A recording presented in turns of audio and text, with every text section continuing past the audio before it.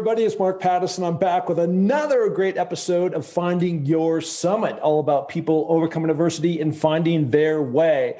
I've got a great guest on today. He's actually a former teammate of mine back in the day. But before we get there, I want to tell you once again about where you can find all these amazing podcasts. I've done over 185 of these things now with over 100,000 downloads, which is really amazing. I am so grateful for everybody who continues to tune in. You can find those at www.markpattisonnfl.com or iTunes, Spotify. There's a number of different places where you can go and check out these different pods. I would always appreciate a ratings and review. It helps to elevate the popularity of the show. Not that I care, but because it gives you more exposure on those different channels where my pods are seen. Also, I continue to fundraise for Amelia's Everest, the Lhotse Challenge.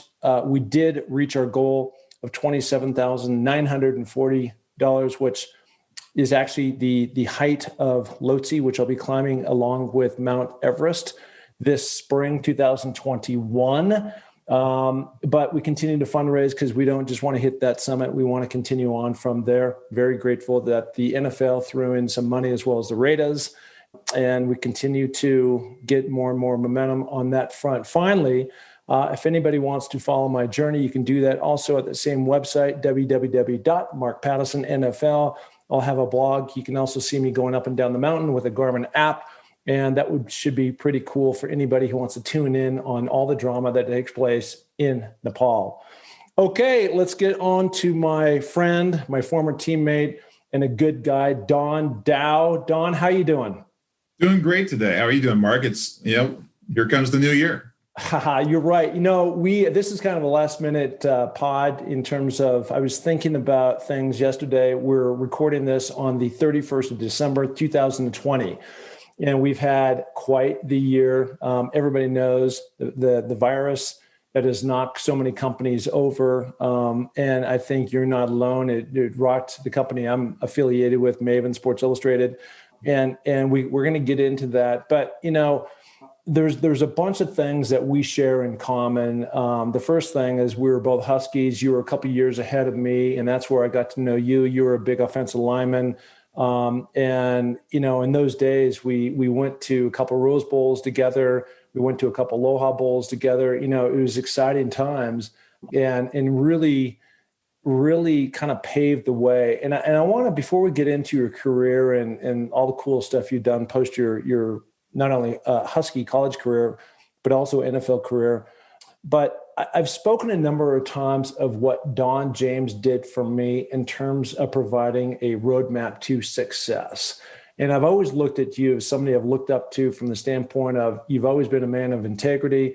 You've always been a man with a great moral compass, and you've run a first-rate experiential events business, which we're going to get into.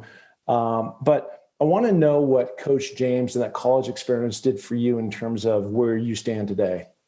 I think one of the greatest things that, and Mark, it's great to be on. And I've watched, maybe not all 185, but I've watched a lot of your podcasts and really enjoy them.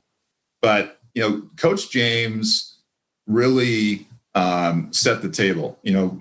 It's very difficult for me to not be a few minutes early for something. Right, because of him, and that influence. Forward, not looking back. But I think one of the greatest things I learned from Coach James was he trusted his people. He delegated to everybody, all the coaches and everything else, right? In the end, he was the key decision maker there. But I always marveled, and I don't have this skill. I always marveled how we'd walk down the hall and you try not to look in his office because if you met his eye, he'd probably call you in. And if he did call you in, he'd say, hey, how's your sister in Hawaii doing? And how's your brother doing? And, how are your parents over on Bainbridge Island, et cetera, like he had just been reading your file. And so I think the biggest thing for me coming out of it was I admired the way that he dealt with relationships. And that's the only way my company survived over the last, 25 plus years is the relationships I've been able to garner. then that work ethic, because gosh, how many times do we get knocked down and you got to get up again? And believe me, in the events business that I've been in for 25 years, I've gone through 9/11 and left $1.8 million in the snow in Salt Lake and spent 11 years paying it off, right? It's that perseverance and that just dogged determination to move forward and succeed. So I guess as an old offensive lineman, I was better going forwards than I was backwards. And I believe that's been my story for the last, 25 years. Yeah, I love that. From my standpoint, I always felt like Don James, who, for those who don't know, is a coach from the University of Washington, and he'd kind of come from actually back east to Miami playing quarterback, and he was an interesting guy because he was small, relatively speaking, in stature, but he kind of carried a big stick, and he didn't say a whole lot, but when he said something, it had a lot of power to it. He was a man that was very well read, meaning he read everything and quoted a lot of different people. And when we'd have those meetings that he'd come in and kind of the theme of the week, it was always super powerful. And one thing that I know that you've instilled, because I've seen it in this past year, watching you do various LinkedIn videos and about pivoting and doing this and that. We could be down by 14 points with a minute to go in the game, and there was no question that we were going to win that game. Absolutely. And then many times we did, right? And trying to come back. And you're right. I think those relationships that we had amongst as teammates had to go in the whole theme of trust, and trust to hold hands with each other, of knowing that we all got each other's back. It didn't matter if you were a starter. I was a few years behind you, so it took me a few more years before I got my momentum. But everybody kind of recognizing the pyramid and understanding that there was respect for all, not just those guys at the very top and the scholarship athletes like yourself. And then the other thing that you mentioned about the daily discipline, I think that's something that Don James, I repeat this or I quote this quite a bit about the pyramid of success that he taught us. He created his own version of that. And so there's 25 different individual and team blocks of how you get to the ultimate pinnacle of anything. And the competitive greatness, which is the top rung. And again, this is something I've seen you, and I want to get your comment on it, is it is the championship, but to get to that Rose Bowl, to get to that Super Bowl, to get to a place where you built this company, you have to love the process. And if you don't love the process, just like what you've been going through this last year, where you created an events business, which you are essentially in the business of organizing people, companies, corporations to come to these incredible events, sporting, concerts, you name it. And then all of a sudden, the world and the United States and our local governments are saying, you can't come together.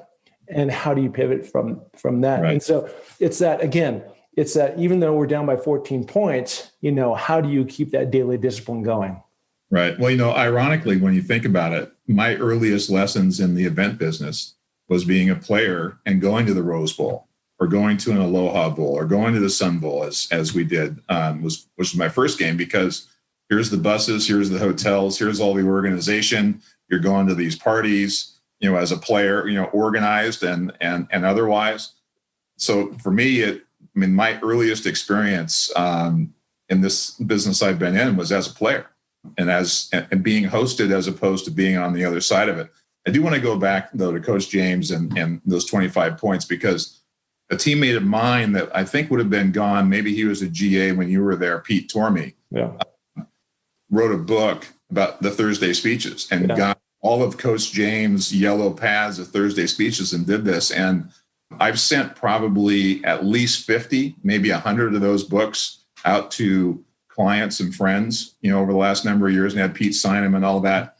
But for me, going through that book, man, I was right back in the room on every one of those for the speeches that I was there. And, I honestly think that, sometimes you just take stuff in without understanding it, because there's so much that I do on a daily basis that are skills that I know I learned from Coach James, but I didn't understand that I learned them. right? It was just that repetition and that focus, right? And that drive of direction. And so I would encourage anybody listening to this, look up the Thursday Speeches on Amazon by Pete Tormey. It's a great book, and it'll really give you an insight into really just what we went through over those years and those skills that we learned and that we live. I use them every day, and I don't even know it. No, I absolutely love that. And you're right, those Thursday speeches really anchored the foundation. And if you sit around and you listen, it just seeps into your brain, and it creates the foundation of so many people and what they do. He touched so many of us, so many people, and even as, even Carol James carries on today, right? With social media and the things she does and everything else. The dog mother is still carrying on that legacy today. Yeah, I love that. The dog mother, she was a sweetheart.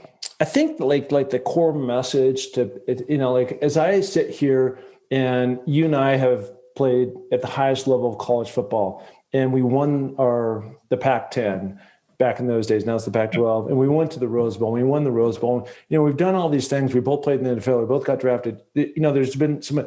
And the thing that people need to understand is those things just don't happen magically, right? Hard things are hard, right? Absolutely. Yeah. They're hard. Starting a business is hard. Sustaining business is hard. But when you get through to the other side, there's so much reward in terms of the daily discipline, the hard steps you took to get to that place where now you can really reap and go, that was worth it. But, you've heard this before and you live it right now. This journey that we've all been on, everybody, not just you and I, everybody through this epidemic has been hard. Social distancing, hard. Not being able to go and hug your brother, your sister, your wife, hard, right? But we will get through it. And hard times, they always pass. It repeats in history, and it will repeat itself again. I'll leave you with I'll start, but leave you with a thought, right? Yeah. So if somebody doesn't make it all the way through, I wish I was 40 going through this instead of 60, right? Because I view coming out of COVID, especially for a sales guy, right? I view it as the single greatest opportunity to gain market share in any industry you're in, right? But especially mine. There's a number of competitors who have gone out of business, right? There are so many companies that have laid off their entire staffs of event staff, right? That those people that had the relationships are gone. And for somebody like me who's been in it for so long, who deals mostly kind of chief marketing officer level or above, the ability to go out there and gain market share and find new clients are going to be unbelievable. And I think that is going to be across the board, for industries everywhere. Love that. Let's transition into what you do today. So, Don, you started a company a long time ago, back in 1996, and it's called Don Dow Events.com. So, or just Dow Events.com. Dow Events. Okay, sorry. Dow Events.com. Tell me, I know you kind of came out of a couple of the tournaments that were being run up in Seattle. And the Goodwill Games and things like that. But where did the light come on that you wanted to take on this entrepreneurial bug? You knew you had it in you to start this thing. You had developed a few connections. And then where did you start your first event? So where it really started for me was when I came out of football. The guy in Seattle by the name of Bob Walsh was my agent. And I went to work for Bob shortly after I was released from the Seahawks, right at the end of training camp of the year I was drafted. And he said, "We'll bring you in. We'll give you training. You can do sales and everything else." And this was leading up to the '84 Final Four in the Kingdom, right? Which was Georgetown, Houston with Phi Slamma Jamma, Kentucky with the Twin Towers, that whole thing. That was my first ever event, right? And so I went into that, no training, sold a bunch of sponsorships that I wasn't supposed to sell because I didn't know I wasn't supposed to go up and see the CEO of Rainier Bank, who I knew from bartending my girlfriend's Christmas party on Bainbridge Island growing up, or this or that, right? And so that was really the start of my understanding what relationship sales was. And then, so we did the sales for that. And then I ended up being, whatever assistant executive director of the Seattle Host Committee is, right? In 1984. Didn't have a clue what I was doing. Bob threw me in very deep water, but I learned operations at that point. Now I went to the Niners the following year, blew a disc in my back right before the Super Bowl in practice. And I was on IR at the time, came back, went to work for Bob and never left. Unceremoniously, I had a lukewarm cup of coffee in the NFL, I guess, would be to say it. And then we went on a run and brought the Goodwill games to Seattle. I was tournament director of the 87 and 88 NCAA West regionals. We brought, Goodwill games NBA All-Star game. And so we really had a run of events there. And within all of that, I would go out and raise the sponsorship money. And then when event time came, I'd be on the operations side, but I would take care of those sponsors that we brought in. And so really, as I transitioned away from Bob, and I had an interim period where I was, kind of out of sports marketing, doing some stuff, I went back in, and the first major thing I did was went under contract to a group in Atlanta at the 96 Olympics. And they had a big hospitality company, right? And so one day they said, hey, the Masters is coming up. We want you to see our operation down there. And so I drive down the road in 1996 to the Masters. I called a couple of people, put clients in there. And so that really was my start. And then my contract with them ended. I didn't have a non-compete. And I thought, wow, this is cool. I think I could do this. And so I literally started doing the Masters on my own in 97. And then people said, well, gosh, Don, that was good. Could we do the Super Bowl? I said, sure, I'll call Jim Steger. Could we do, et cetera, because I had those relationships from being part of the official world, if you will. And so it just snowballed from there. And all of a sudden I was the first ever official licensee of the NFL for Super Bowl. I had an official exclusive joint venture with Salt Lake Organizing Committee for hospitality at the 2002 games. And it just kind of went on from there very generically. And at this point, this year would have been my 25th year at the Masters consecutively. We own a building right across the street from the Augusta National where we do hospitality. I've got clients that have been with me for 20 plus years, and they keep coming back every year, and they move from company to company. But when they show up somewhere else, and if they're going to be in this space, I've been lucky enough that they come back to us.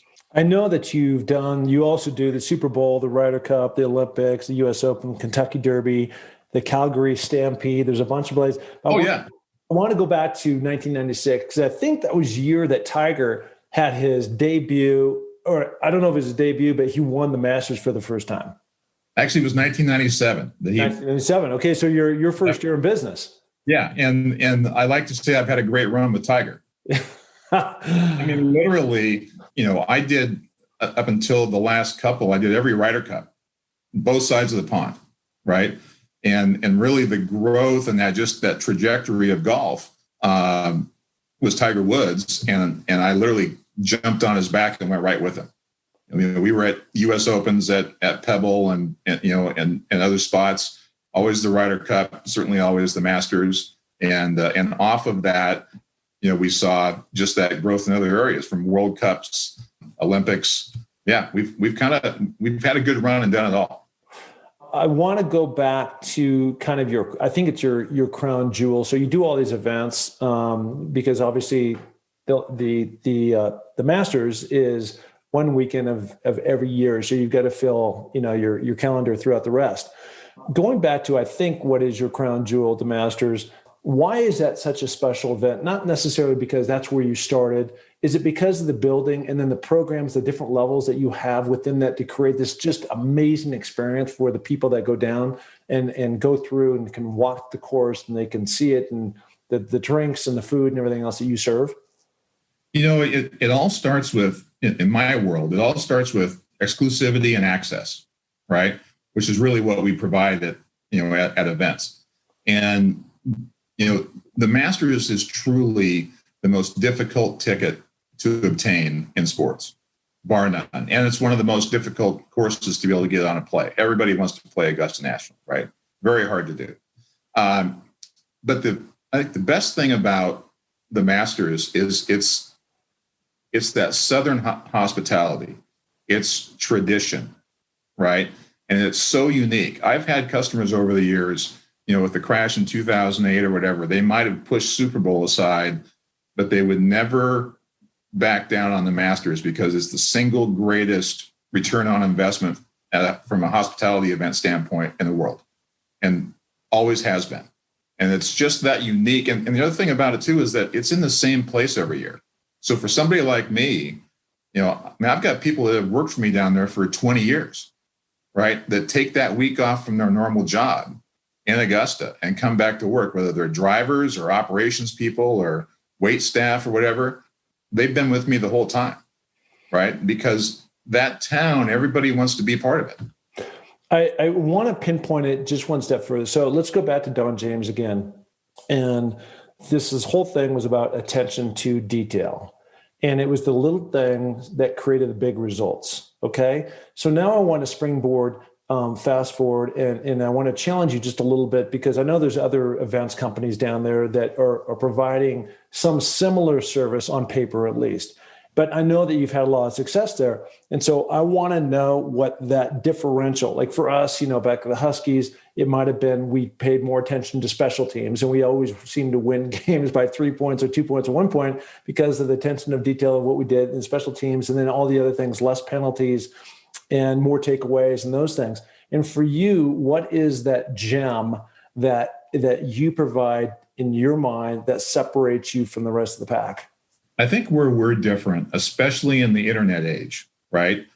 Once the internet happened, all of a sudden there was transparency. You could go find a ticket on StubHub. You could do this, right? You could kind of put it together on your own. But in my world, in the Dow Events world, no matter what event we're at, and we really set the tone for this at the Masters, is you land, and my team has you from the time you land until we put you back on the plane. So it's transportation, it's accommodations, it's tickets, it's hospitality, right? It's dinner reservations out. It is a complete full service turnkey program. And so that really kind of set the stage for us in where the company's gone over 25 years. And going back to the question, my biggest challenge every year at the Masters is complacency, right? The team knows not to say to me, well, gosh, Don, we've always done it that way. Wrong answer, right? How do we do it better, right? And so every year on Saturday night, I cook dinner myself for the entire team. We pull everybody together at the championship club, have dinner, and I challenge everybody, right? How can we do it better, right? And we will have done this, for months ahead of time, right? And because I go down to Augusta all the time and see the team, or with my staff and everything, we're always talking about right after the event, boil it down, break down the film, right? And how do we do it better?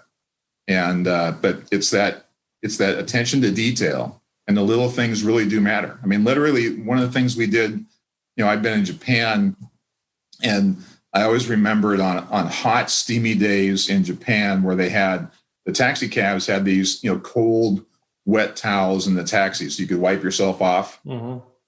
Well, if you step up on the porch at our building at the Masters, and it's one of those blazing hot spring days and the humidity's up, there's cold, wet towels in an ice box that our doorman is handing you as you walk into the club, right? Yeah. So it's just taking those little things and recognizing the little things and applying them. And I like to say there's no great new ideas, just new clients, right? Yeah, it's called point of difference. Right. And that makes the difference. So I want to spin and go back the last 12 months. So while you were planning for the annual Masters tournament, which is always held mid-April, I was planning to go to Mount Everest March 31st, land in Kathmandu, and then start on my trek to climb Mount Everest around the 2nd or 3rd of April. I drove out to California mid-March to see my daughters, and I never left. Well, I did leave in June when I drove back to Sun Valley, but the point being, is that the world fell apart and this thing called COVID-19 hit. And it just literally froze everybody. And, the worldwide shutdowns, businesses, and people trying to figure out how they were going to survive this. And I think one of the things that's been inspiring to me is, again, seeing how you keep coming back every single week with this renewed optimism about next year and how you're going to pivot. And I want to talk to you about what have you had to do internally to understand what's going on, how it's affected your business, which it has, and how I see this hashtag behind you called hashtag on to 2021. So I think we're all saying that. We're talking again on the 31st of December, we are hours away from the clock turning, and then Yahoo, we're on, we have a vaccine on the way, all good stuff. How have you been able to survive? How have you been able to pivot?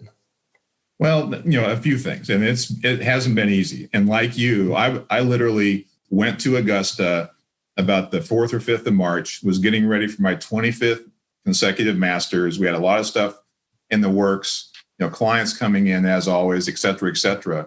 And the world stopped, right? And so literally anybody in my business has a safe deposit box or a safe somewhere full of badges, 2019 badges that are now worthless. Yeah. Right. And, you've put deposits out for houses and transportation and catering and everything else. You've got client money that's come into you. Right. And, and thank goodness, as I mentioned earlier, I'm definitely a relationship client guy, because I could sit and talk with our clients and roll them hopefully to 2021. I'm sure we'll talk about that, but I'm not sure that the Masters is going to happen with spectators in April. I don't see it happening, and so now all of a sudden we're rolling to 2020. We're rolling clients to 2022, right? And in the meantime, we've got to survive. Dow Events, I've got to survive. Mm-hmm. Team's got to survive. I've got to try to keep people with me, right? So PPP certainly helped with that, right? But, for me, luckily enough, I had that background we talked about earlier with sponsorship and whatnot. Close friend of mine and a 24-year client is CEO of Subway. And so, you're watching NFL games, you've probably seen Subway commercials, et cetera, on that. I was part of the team as part of an agency that I introduced Subway to, that assisted them in negotiating their NFL sponsorship, right? So there's a pivot, right, on a consulting basis, mm-hmm. and and it's been tough, right? Because I wake up every day wanting to talk to clients, help them plan, right? I've got that that hashtag of on to 2021. The other one is events is ready when you are, mm-hmm. right? But the difficult thing for corporations right now, and probably 4 of my biggest clients have done this, is that they have travel moratoriums on behalf of the company or any incentive travel until July 1st of 2020. So even if the Masters were for me to come back in April, none of these companies are going to go, right? And so when I'm starting to see, I was talking with one of the co-founders of a private jet company the other day, who's been a longtime customer and friends. And what they're telling me is that this is like the golden age for private air travel, right? Mm. The individuals, the entrepreneurs with means, they're getting on a plane and going places, right? And this whole thing is so geographic. I'm sitting here in Seattle, where our governor has just extended the moratorium for another week. Not sure what that means. But so you're not supposed to have anybody from outside your house come in, right? You can only sit outside in the freezing cold and have a meal, right? And yet, if I fly to Augusta tomorrow, I can walk into a restaurant. And everybody's doing best practices with masks and everything else, right? But I can have dinner inside. I can sit at a bar and have a glass of wine or whatever if I want to. So so it's also kind of perspective, right? Because in one sense up here, if you're sitting up here in Seattle, people are saying, well, no, you can't go anywhere. You can't do anything. But if you're in Florida, and I talked to a friend the other night who's sitting down in Miami, it's wide open, right? So that becomes the other perspective is if you're a company headquartered in Florida, you're saying, what do you mean you can't go out and do that? We've got 25,000 people in our stadium, or you're an SEC team and you've got 20,000 people in your football stadium, but yet in the Pac-12, there's no fans, there's nothing going on. So it's very confusing for customers, right? Well, you mean it's not going to happen? What do you mean it's not going to happen? So I know I'm kind of bouncing all over the place, but what I would say is this, and this is kind of how I'm looking at it. To the extent that people participate in 2021, I think it'll largely be high net worth individuals that come to things like the Masters or CMA Fest or Wimbledon or some of those other things that are on our calendar. I don't see it as being corporate, because I think they're going to be much more cautious. I also think that the second half of 2021 is going to be like Mardi Gras every day, right? For those high net worth. So people just want to get out and go experience stuff. And I think that 2022, with my earlier comment, like the greatest opportunity for market share ever, I think 2022 is going to be absolutely nuts. And I'm in that kind of goal setting, like we learned from Coach James mode right now of, okay, how do I marshal the resources, right? Gain scale so that Dow Events can absolutely go there in 2022 with corporations, because it's going to be unrivaled. Like I said, greatest opportunity in our lifetime. Yeah. So, I appreciate you saying all that stuff. And what you kind of presented is kind of a macro look at where things are going, down the road. And really what you're saying is, as you start to goal set, and I really recommend this to anybody that's listening to the pod today, is really try to take those baby step goals. When I look at a mountain, I'm always intimidated, like, oh my God, it's Mount Everest. And I have all these butterflies. And then that's day one. And then day two, when I start step by step going up the mountain, I'm really only looking, for the most part, right in front of my feet, maybe 3 feet in front of that. And it's just the focus. And then you get to a higher level. And what you're really saying is, hey, for anybody that's out there that's struggling, 6 months, and I think we're going to turn the corner. The vaccine that's being rolled out right now, there's all these different phases. I think I'm in the last phase, probably rightfully so. But the net is that globally, we should be turning a serious corner unless some crazy variant, pops its head out, towards nailing this thing by May or June. And that's, I think, what you're really saying. So rather than look at this thing globally and like, what am I going to do? It's figure out a way to survive, work at the chairlifts, go bartend, whatever you need to do to sustain and get yourself to second base. You're on first base right now. Then that's all you get. You don't need to think about home plate.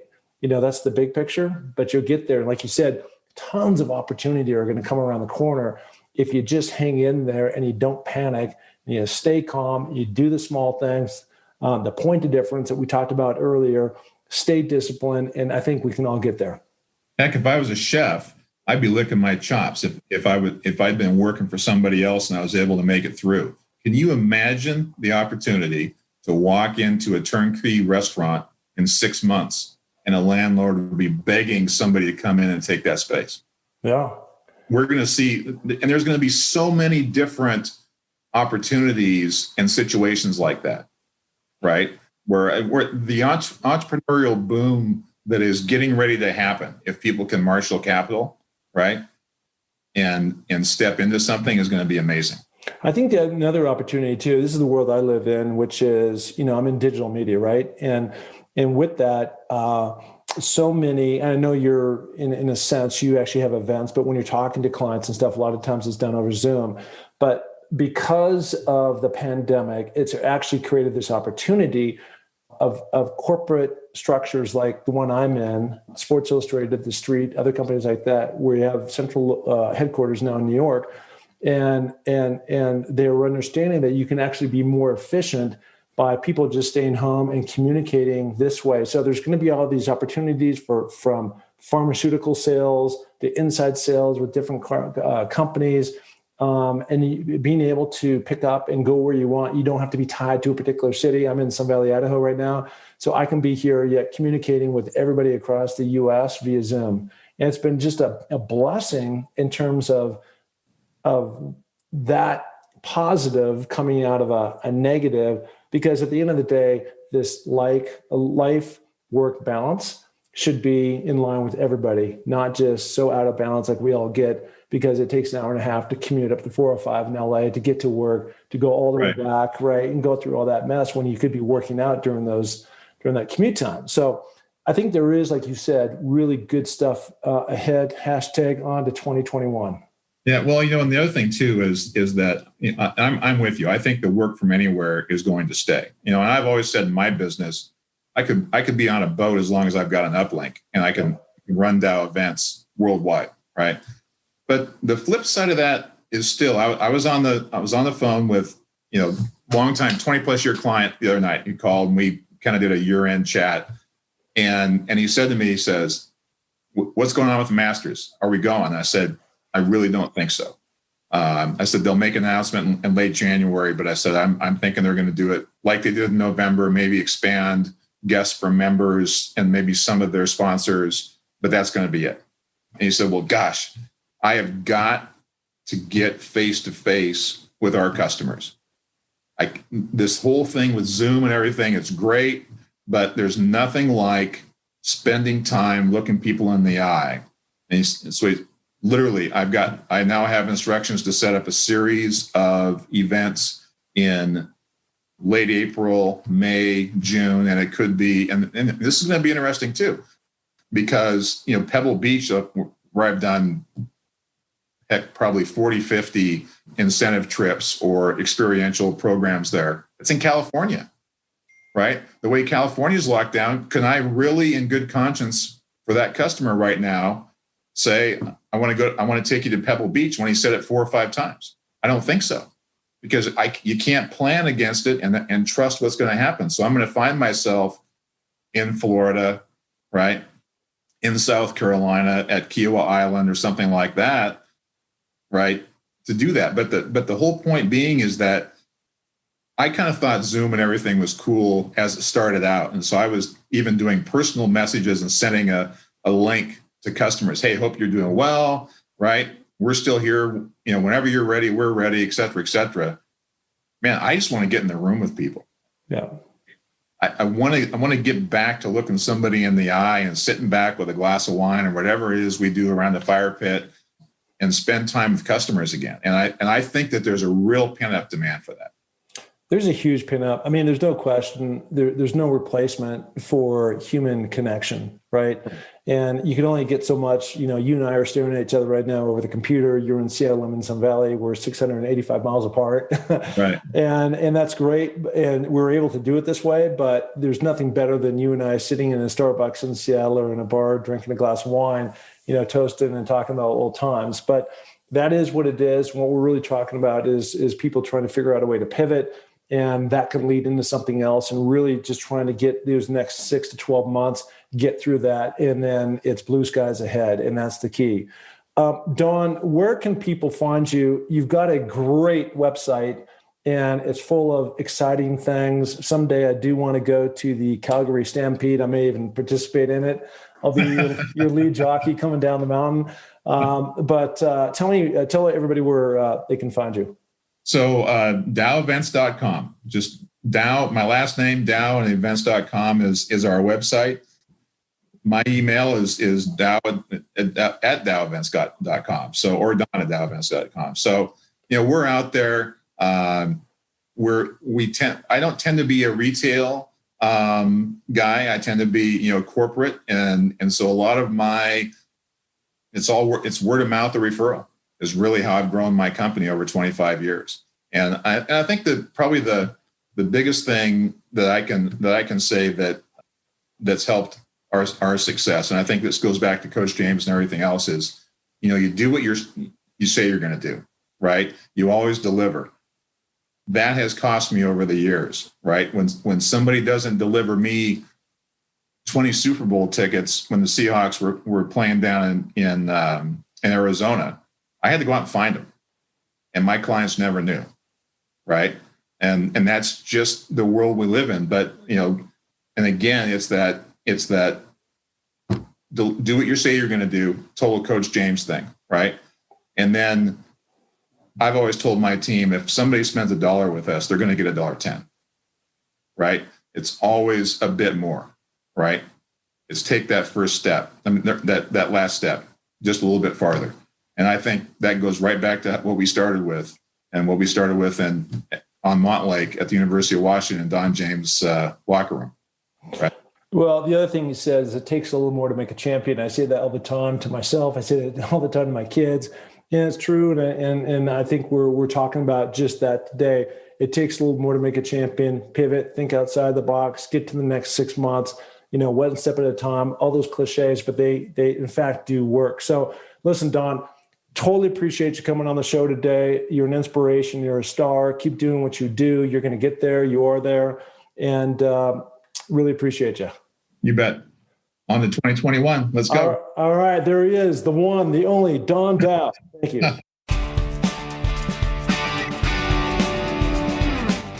Hey, and thank you so much for listening to the Find Your Summit podcast. We are so glad to have you along for this journey. And if you enjoy the show, please tell a friend, share it on iTunes, spread it to the planet. We're looking to broadcast this to every person that is out there because, as you know, everybody has their own summit that they're going after. Okay, if you're looking to follow my journey, you can find that through my social links on markpattisonnfl.com. That's Mark, M-A-R-K, Pattison, P-A-T-T-I-S-O-N, NFL.com. So, until the next podcast, just remember, clear eyes, full hearts, and remember, it takes a little more to make a champion, so make it happen. Thank you. Bye.